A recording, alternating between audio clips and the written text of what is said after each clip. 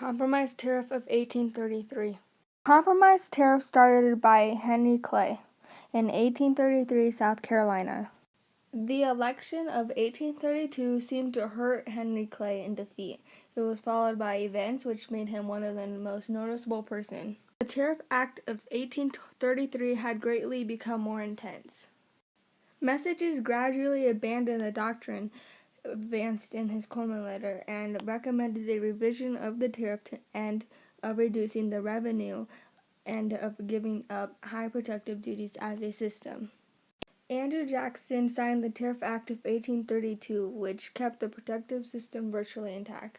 When a new tariff law was passed by Congress, it did not lower them as much as Southerners wanted. Some people in South Carolina saw the new Protective Act as a violation of states. In 1828, a newsletter John Calhoun wrote in defense of states' rights and nullification. In it, he said, "The tariff makes Southern serfs." He said that a state had the right to declare any federal law. President Jackson held exactly opposite views.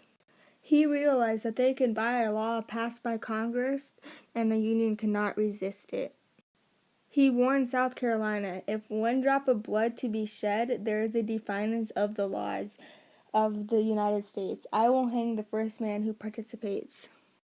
There was an anti-nullification movement in South Carolina which caused some demonstrations against these proceedings. The nullifiers doubtless hoped for active sympathy in other southern states, but when South Carolina actually put forth their nullifying ordinance, President Jackson's annual message, which went to Congress on December 4th, 1832, was remarkably quiet. He said, "The protections to manufacturers should not exceed, which may be necessary to counteract the regulations of foreign nations, and to secure a supply of those articles to manufacture essential to the national independence in time of war." On November 24th, 1832, a special convention passed an ordinance of nullification prohibiting the collection of tariff duties in the state after February 1st, 1833. The state legislature also authorized the raising of an army and appropriate money for weapons. President Jackson quickly began military preparations, but he also made an effort to find a compromise.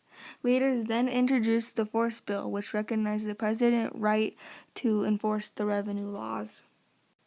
John having it reassigned as vice president to become a senator for South Carolina and led the fight against the Force Bill.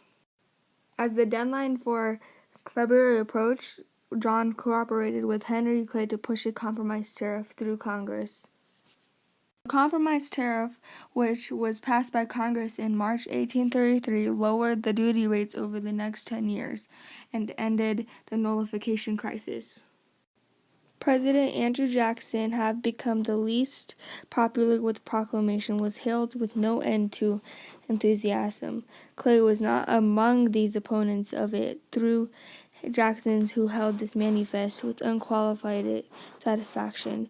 It was perhaps not unnatural after so painful a defeat that Clay would be inclined to find a fault with whatever Jackson might do, but there was in truth nothing too ultra for him in Jackson's proclamation.